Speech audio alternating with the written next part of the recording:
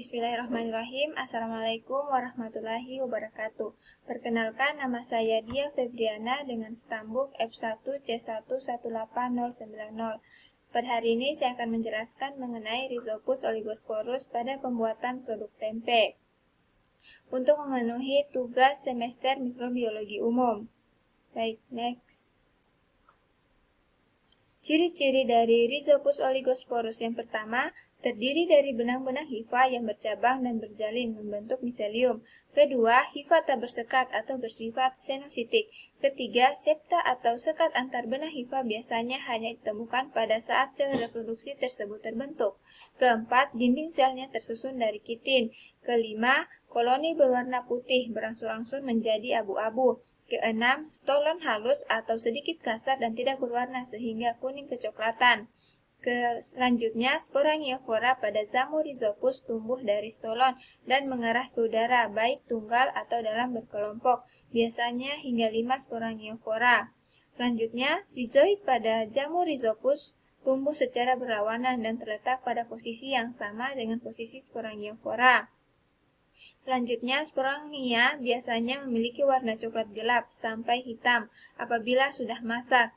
Kemudian, kolumella pada jamur Rhizopus berbentuk oval hingga bulat dengan dinding halus atau sedikit kasar. Dan terakhir, spora yang dimiliki oleh jamur Rhizopus berbentuk bulat atau berbentuk elips atau silinder. Selanjutnya, morfologi dari Rhizopus oligosporus. Yang pertama, Rhizopus oligosporus termasuk prokaryotik. Rhizoid atau akar semu berperan untuk menyerap makanan. Kemudian sporangiofor yaitu hifa yang menjulang ke atas dengan ujung mengembang bulat berfungsi membentuk spongangium. Selanjutnya, sporangium berbentuk bulat yang disebut dengan kantong spora berfungsi sebagai tempat pembentukan spora. Sedangkan stolon merupakan hifa yang menjulur berperan untuk menghubungkan individu jamur dengan yang lainnya. Kemudian terakhir, spora. Spora merupakan alat reproduksi untuk Rhizopus oligosporus. Rhizopus oligosporus berkembang biak dengan membentuk spora aseksual dan seksual. Dalam reproduksi aseksual, sporangiospora diproduksi di dalam struktur berbentuk bola, yaitu sporangium. Sporangium didukung oleh kolumella apostasate, besar di atas tangkai yang panjang sporangiofor. Sporangiofor muncul di antara rhizoid khas yang mirip akar. Dalam reproduksi seksual, zigospora gelap diproduksi pada titik di mana dua miselium yang kompatibel melebur. Setelah berkecambah, zigospora menghasilkan koloni yang secara genetis berbeda dari induk-induknya. Rhizopus oligosporus banyak ditemui di tanah, buah, dan sayuran yang membusuk, serta roti yang sudah lama dan juga terdapat dalam nasi. Daur siklus hidup Rhizopus oligosporus. Tahap reproduksi pada siklus hidup Rhizopus oligosporus terbagi menjadi dua, yaitu secara aseksual dan secara seksual. Yang pertama yaitu tahap proses reproduksi seksual atau perkawinan antara dua hifa. Yang pertama, miselia dengan tipe perjodohan yang berlawanan yaitu hifa positif dan hifa negatif berdekatan.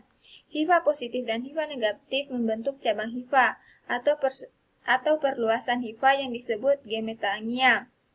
Kedua gametangia ini akan mengandung banyak inti haploid yang dibatasi oleh suatu septum. Dinding kedua gametangia tersebut pecah dan terjadi penyatuan sitoplasma.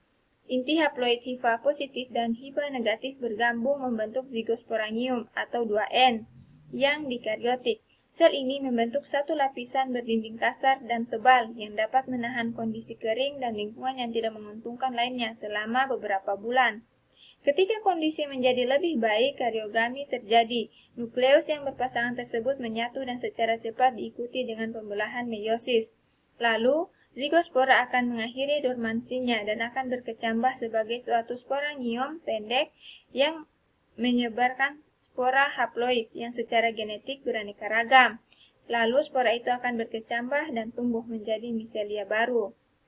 Sedangkan tahap proses pada reproduksi aksesual atau spora vegetatif yaitu sporangium bulat berwarna hitam berkembang pada ujung hifa yang tegak. Lalu pada masing-masing sporangium di dalamnya terdapat ratusan spora haploid berkembang dan tersebar melalui udara. Jika ada spora yang jatuh pada makanan yang lembab, maka akan berkecambah, tumbuh menjadi miselia baru.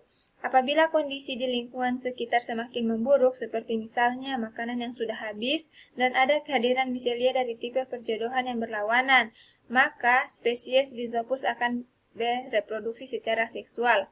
Habitat Rhizopus sp yaitu dapat hidup di tempat lembab, seperti saprofit pada organisme mati, misalnya pada bahan makanan seperti kedelai, roti, buah-buahan, contohnya anggur, stroberi, dan tomat. Adapun nutrisi atau media pertumbuhan, suhu dan pH yang pada Rhizopus sp yaitu dapat tumbuh pada media seperti kedelai, roti, sayuran, nasi, dan buah-buahan seperti anggur, stroberi, dan tomat.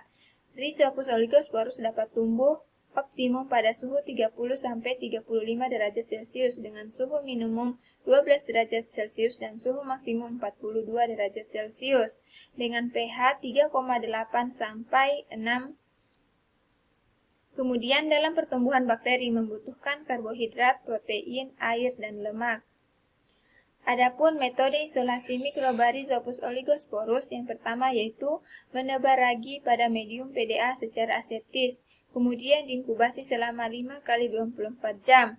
Lalu selama proses penginkubasian kita menyiapkan pembungkus dengan ukuran 2x2 cm dari daun pisang. Lalu, pada pembungkus tersebut disebar Rhizopus oligosporus secara aseptis, kemudian diinokulasikan pada medium PDA dan diinkubasi selama 5x24 jam. Pemadatan isolat atau pemurnian diulang sebanyak 4 kali sampai benar-benar murni dan disimpan pada PDA miring. Pustaka. Dan thank you.